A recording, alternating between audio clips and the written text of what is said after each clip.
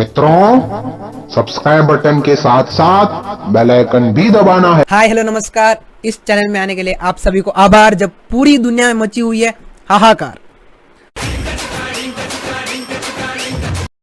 भारत में लॉकडाउन को 3 मई तक एक्सटेंड कर दिया गया है और ये काफ़ी अच्छी बात है, क्योंकि बुरी बात यह है कि अब तक भारत में 13,000 से ज़्यादा कोरोना के संक्रमित लोगों का आंकड़ा पहुंच गया और उसमें से करीब 1,700 से ज़्यादा लोग रिकवर भी हो चुके हैं, लेकिन 400 से ज़्यादा लोगों की मौत भी हो चुकी है। और आपको एग्जैक्ट फिगर के लिए आप स्क्रीन में देख सकते हैं, मेरे स्क्रीन में आपको दिख रहा होगा। और ये का है जब मैं वीडियो बना रहा हूँ, जब आप वीडियो देख रहे होंगे तब उससे ज़्यादा बढ़ चुके होंगे। हाल ही में जो हमारे वायनाड के एमपी है, जो राहुल गांधी जी, उन्होंने गवर्नमेंट को कुछ एडवाइस दिया था कि लॉकडाउन काफ़ी नहीं है, क्योंकि लॉकडाउन से आप सिर्फ वायरस को एक टेम्पररी पॉज दे सकते हो, लेकिन आपको ख़त्म करने के लिए आपको टेस्टिंग मैसिव स्केल में करना पड़ेगा, जैसे साउथ कोरिया ने किया था। उनका एक टाइम पे कोरोना का ग्राफ बहुत ऊंचा था, लेकिन उन्होंने वो नीचा कर दिया और उनका अभी कर्व फ्लैट हो रहा है, मतलब उनका केस अभी डिक्रीज हो रहा है। क्योंकि चिंताजनक बात ये नहीं कि 13,000 केस हुए भारत में, दिक्कत ये है कि 24 घंटे के अंदर 1,000 ज़्यादा नए केस सामने आए। मतलब अभी भी एक एक दिन 1,000 तक इतने केस अभी भी सामने आ रहे। तो अगर हम टेस्टिंग को और मैसिव करेंगे तब जाके हमें एक ग्राउंड रिपोर्ट मिलेगा कितने लोग इन्फेक्ट हो चुके हैं, और उन सबको हम एक साथ क्वारंटीन कर सकते हैं और उस वायरस को वहीं पे रोक सकते हैं।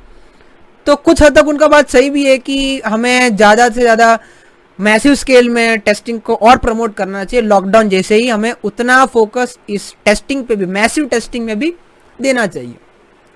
ये तो हुआ कुछ एक जनरल बात। दूसरी बात जो बहुत बड़ी बात है कि जूम ऐप है, हम सब जानते हैं, स्टूडेंट्स भी यूज़ करते हैं जूम ऐप को, इवन कॉर्पोरेट्स भी यूज़ कर सकते हैं, कंपनीज यूज़ करते हैं, कई लोग पर्सनल भी शायद यूज़ करते होंगे जूम ऐप को। तो हाल ही में गवर्नमेंट ऑफ इंडिया ने इस ऐप को अनसेफ कहा है। उनका एक विभाग है साइबर कोऑर्डिनेशन सेंटर, उन्होंने ये बताया कि जो जूम ऐप है वो जो यूज़र है उसका प्राइवेसी को कई बार कॉम्प्रोमाइज़ करता है और अनऑथराइज्ड एक्सेस होता है कई बार कोई कॉन्फ्रेंस के अंदर या फिर कोई मीटिंग के अंदर। तो इसके पीछे कारण ये बताया कि जो सर्वर है जूम ऐप का वो चाइना में, सेम जैसे टिकटॉक का भी है, और हम सब जानते हैं कि चाइना ने क्या किया है, उसका ज़्यादा एक्सप्लेनेशन देने की ज़रूरत नहीं है।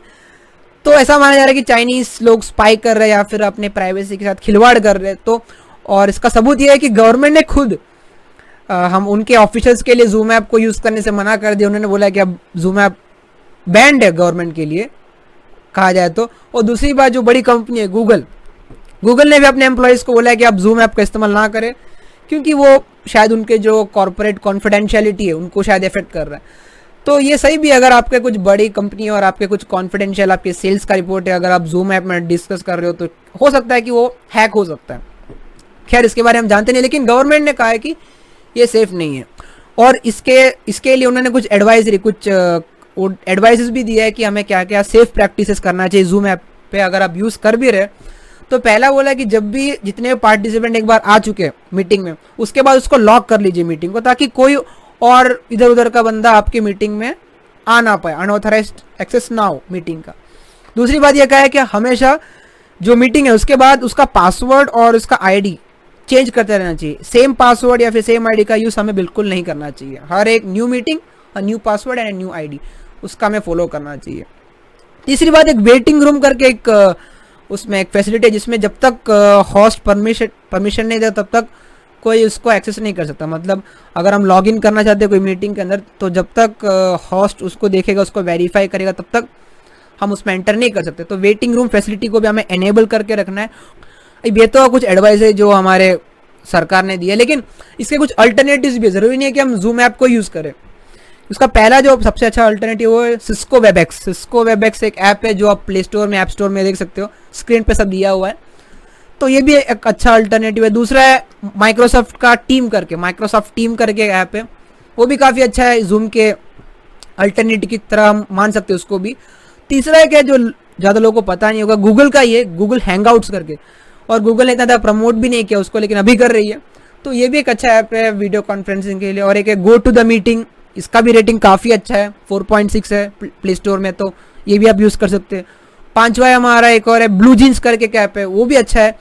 तो ये सब कुछ ऐसे ऐप है जो जूम ऐप के अल्टरनेटिव्स है या फिर उनका जो कंपटीशन है, तो इसको भी आप देख सकते हैं। ज़रूरी नहीं है कि आप एक ही जूम ऐप पे स्टिक ऑन करें, ये भी कुछ अल्टरनेटिव्स है। अब हम बात करेंगे हमारे कोर्स के बारे में और वीडियो मेकिंग के बारे में। तो वीडियो मेकिंग में बहुत एक इम्पोर्टेंट पहलू होता है, उसे बोलते हैं स्क्रिप्ट राइटिंग। पिछले वीडियो में आपको मैंने बताया था कंटेंट के बारे में, आज हम बात करेंगे स्क्रिप्ट राइटिंग के बारे में। अब स्क्रिप्ट राइटिंग क्या होता है, उसका इंपॉर्टेंस क्या है, इसके बारे में हम समझेंगे इस वीडियो में। पहले हम देखेंगे कि स्क्रिप्ट राइटिंग होता क्या है, क्या होता है, स्क्रिप्ट क्या होता है। Script is a set of dialogues which we have to say in front of camera. मतलब हमें जो कैमरा के सामने जो डायलॉग बोलना होता है उसे हम स्क्रिप्ट बोलते हैं। और जैसे पिछले वीडियो में आपको कंटेंट के बारे में बताया था, अगर कंटेंट आपका अच्छा है तो स्क्रिप्ट आपका और भी अच्छा होना चाहिए, क्योंकि कंटेंट को आप स्क्रिप्ट के फॉर्म में आप ऑडियंस के सामने पेश कर रहे हो। कंटेंट आपके दिमाग में होता है, लेकिन स्क्रिप्ट आप उसके द्वारा आप एक्सप्रेस कर रहे हो, तो आपका स्क्रिप्ट सबसे अच्छा होना चाहिए। और जो भी मैं आपके सामने अभी जो बोल रहा हूँ, जो बोला था, जो बोल रहा हूँ और जो बोलने वाला हूँ, सब लिखा हुआ है कहीं ना कहीं। उसको मैंने अच्छे से प्रैक्टिस किया, उसके बाद मैंने उसका रिहर्सल किया, उसके बाद ये आपके सामने बोल रहा हूँ। तो इसका इंपॉर्टेंस क्या है कि स्क्रिप्ट का ज़रूरत क्यों हमें पड़ता है, क्योंकि पहली बात, अगर हम मन से सब बोलना चालू करेंगे तो ये बात हो सकता है कि हम कुछ ना कुछ जो इंपॉर्टेंट बात है हम कुछ छूट सकता है हमसे, क्योंकि हम रोबोट थोड़ी ना है कि जैसे अभी आपके सामने मैं कैमरा स्टार्ट करके ऐसे बोलना चालू करूँगा तो जो मैं बोलना चाहता हूँ उसमें से कई चीज़ें मैं भूल जाऊँगा। तो इसलिए स्क्रिप्ट बहुत काम आता है। हमें पता है कि इस पॉइंट के बाद हमें इस पॉइंट के बारे में बात करना है, तो अगर हमारे पास स्क्रिप्ट है तो हम आराम से बोल सकते हैं। दूसरी बात कि स्क्रिप्ट हो तो क्या है कि हम आजू बाजू की बात नहीं करेंगे। कई बार हम बोलते बोलते भटक जाते हैं, जो मेन टॉपिक है, जो मेन पॉइंट है, उससे थोड़ा सा ड्रिफ्ट ऑफ हो जाते हैं हम, तो वो भटक ना जाए, इसीलिए स्क्रिप्ट बहुत काम आता है कि हमें पता है कि हमें किस चीज़ के बारे में बोलना है और कितना बोलना है। तीसरी बात, अगर हम सोचते सोचते बोलेंगे, इम्प्रोवाइज स्पीकिंग करेंगे, तो कई बार ऐसा होता है कि हमें सोचना पड़ता है कि हम आगे क्या बोलें, तो हमें पॉज लेना पड़ता है कई बार बीच में, क्योंकि हम सोचने का और बोलने का दोनों काम एक साथ कर रहे हैं। लेकिन स्क्रिप्ट राइटिंग में ऐसा नहीं है, हम पहले सोचते हैं, पॉइंट को नोट डाउन करते, उसके बाद ही सामने बोल दे। तो ये कुछ इंपॉर्टेंस है स्क्रिप्ट राइटिंग के, और इस सब के बारे में मैंने अपने ऑनलाइन कोर्स में बताया हुआ है कि स्क्रिप्ट राइटिंग क्या है और इसके कुछ टेक्निक्स है। 2 टाइप के स्क्रिप्ट होते हैं, उसको कैसे लिखना है, इन सब के बारे में मैंने अपने ऑनलाइन कोर्स में बताया है। और आपको अधिक जानकारी के लिए आप उसमें एनरोल हो सकते हो। उसके लिए आपको क्या करना है वो मैंने आपको पिछले वीडियो में भी बताया था। बस आपको जो डिस्क्रिप्शन बॉक्स में जो ईमेल दिया उसमें अपना नाम सेंड करना है, या फिर जो कमेंट बॉक्स में उसमें आप अपना नाम दे सकते हो। ये आपकी मर्जी, आपको क्या करना है इसमें से। तो यही था आज का वीडियो। उम्मीद करता हूँ कि आपको पसंद आया होगा, और अगर आपने अभी तक सब्सक्राइब नहीं किया तो सब्सक्राइब बटन क्लिक कर लीजिए। पसंद आया तो लाइक भी करना, ज़्यादा पसंद आया तो उसको शेयर भी करना है। और मिलते हैं आप लोगों से या तो नए कोर्स में या फिर अगले वीडियो में। तब तक के लिए स्टे सेफ, स्टे हेल्दी, अलविदा।